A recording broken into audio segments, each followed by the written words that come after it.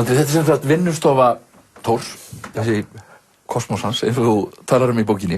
Já, hérna vann hann og hérna skrifaði hann og hérna var hann svona öllum stundum og hér eru svona alls konar hluti sem að fylgdu honum alla tíð og voru bara alltaf þarna á vinnustofuna hans eins og karbúrator úr gamalli bílvél og þetta skip hérna og þessi kall sem ég veit ekkert hvaðan kemur og hann var hérna alla tíð sko hvalera og japanska grímur og fleira svona hvalbein og hérna sat hann sem sé og hér hafði hann útbúið sér sko svona nokks konar byrgi með sko möppum og bókum og pappírum og hérna voru hlaðar og staflar af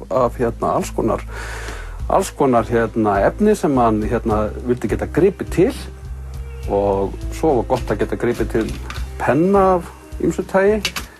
Hann vil safnari á penna eins og kannski sést hér og svo kannski bara greip hann einhverja bók hérna, við getum bara tekið bara hvað sem hérna og las úr þessu. Hann notaði þetta sem svona, þetta voru hans nótubækur, þetta voru dagbækur og þetta voru skáldsögurnar hans, drög að skáldsögunum og þarna voru miðar hvað hann ætti að kaupa í matinn og þarna voru símanúmer hjá intelligensíunni allri og þarna var munna tannlækni klukkan 3 og innan skáldskapinn og svo allt nótubækur. Já, og hugrenningar og dagbækur og sérstaklega framan af ævinni þá hélt hann mjög rækilegar dagbækur sko og hér allt Sólborgarmálið sem að hann skrifaði svo Grámósan upp úr og hér er Grámósinn.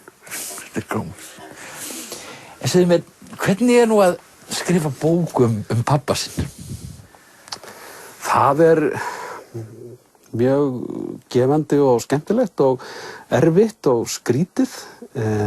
Mér fannst einhvern veginn að mér langaði til að gera þetta vegna þess að ég fann að nú svolítið liðið, ekki mjög langt en svolítið liðið síðan hann dó og ég fann hann var svona smá saman að hverfa mér úr svona vitundin einhvern veginn, úr minninu og mér langaði til að halda í hann svolítið lengur sko og það geri ég með því að endurskapa einhvers konar nærveru hans með þessum myndum.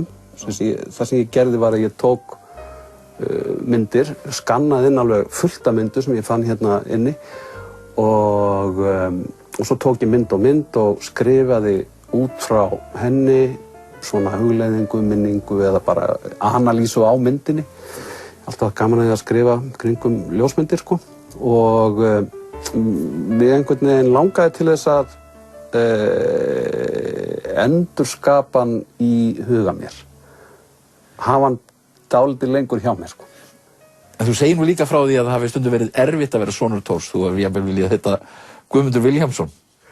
Já, þetta var náttúrulega svolítið svona, ég svo sem þekki ekkert annað en hann var náttúrulega skrýtnasti maðurinn í hverfinu svona, eða einn af skrýtnustu mönnum í hverfinu og hann var eini maðurinn á Íslandi á tímabili með skegg og hann var eini maðurinn í hverfinu sem var heima á daginn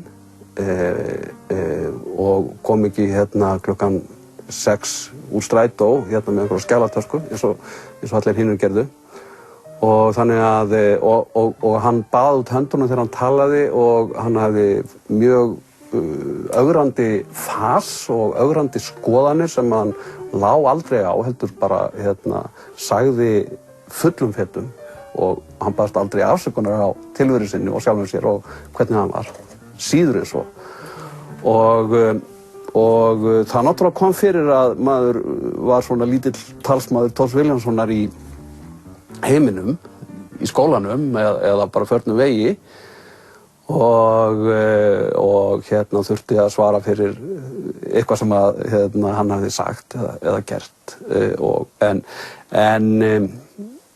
það allt löngu liðin tíð og ég ekkert teljandi brendur af því. Sko það var nú haft að orðum Thor, hann hefði brotist til fátæktar. Honum var virkilega raun af þessum frasa að hann hefði brotist til fátæktar og líka að hann væri einhver svona landeyða og iðjuleysingi sem aldrei hefði gert eitt, og hann kom því að í öllum samræðum oft með eftir miklum krókaleiðum að hann hefði verið til sjós. Og þegar ég var á sjónum og þegar ég var til sjós og við þegar ég var á Grænlandsmiðum og svona, og hún tókst einhvern veginn alltaf að koma því að, og hann hefði verið í pakkhúsi og hann hefði virkilega unnið, og það var mjög ríkur þáttur í hans sjálfsmynd að skapa sig sem þannig mann, sko. En hún svolítið merkileg sem hann hefur þessi trú á hámenningu, þessi trú á listir, og við höfum einhvern veginn svolítið tapað þessu í dag þegar einhvern veginn allt talið jafngilt. En þarna þessi eindregna staða með menningunni, með listinni, að það sé það besta sem við höfum upp á að bjóða sem manneskjur. Og það margir sem tengja með Thor Vilhjálmsson við þetta menningartrúboð. Hann var menningarpostuli, sko, sem nú yfirleitt notað sem skammaryrði, en ætti ekki að vera það. Að vera menningarpostuli er náttúrulega bara mjög góð iðja, myndi ég halda. Og sko hann hafði þessa óskaplegu trú á því að listin væri bara guðsröddin í brjóstinu og væri bara það dýrmætasta og helgasta og fegursta sem að maðurinn hefði fram að færa, og það væri í listinni og engu öðru sem að hjálpræðið væri að finna, og öll trúarþörf hans, hún einhvern veginn safnast í einhver svona listtrú og listástríðu.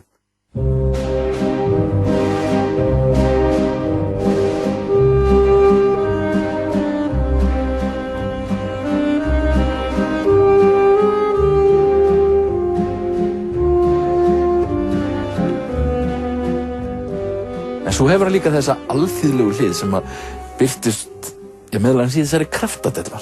Já, hann var mjög, pabbi var mjög mótsagnakenndur maður, og hann svona kannski sönnun á því að sko það er einhver vitleysa hjá okkur að ein manneskja gangi algjörlega upp, allir eiginleikar einnar manneskju gangi saman upp í einhverju jöfnu sem sé þá þessi manneskja. Pabbi var mjög egósentrískur, alveg geysilega sko sjálfhverfur maður, en hann var alveg geysilega örlátur maður líka.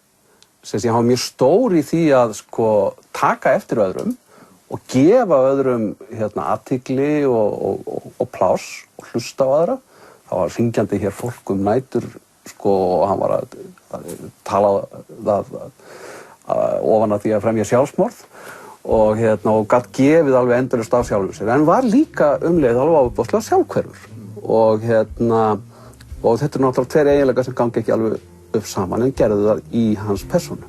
Og hann var mjög þóttafullur líka, og einhvern veginn viss ágæti sitt og þreyttist ekki á að útmála það.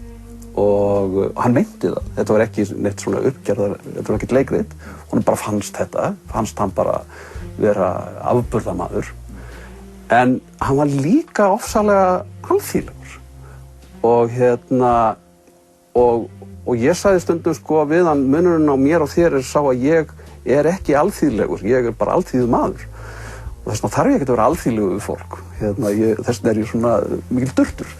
En hann hins vegar sko talaði við alla fisksala og með maður kom einhvers stað með honum var á förnu veiðinu búð eða einhvers stað, þá var hann strax farin að spjalla við fólk og einhvern veginn tengjast sko persónunni. Hann náði alltaf inn í persónuna sko og bak við starfið, og þetta element í honum held ég að hafi verið dálítið að verki í þessu kraftavesinni öllu. Þar var hann í öðru félagslegu umhverfi heldur en í listagræðshónum sko, og það var honum alveg geysilega mikilvægt að vera í því sko, og þar eignaðist hann mjög góða vini eins og hann Benna sem það var alltaf verið að taka myndir af þeim Benna í sjónvarpinu og svona blaðaljósmyndir og sko pabbi þurfti alltaf að henda Benna pabbi þurfti náttúrulega alltaf að leggja hann sko í en ég gæti ekki lifað minni, það var margt sem ég gæti tekið þátt í en ég gæti ekki ég nefndi ekki júdó, það kom ekki til mála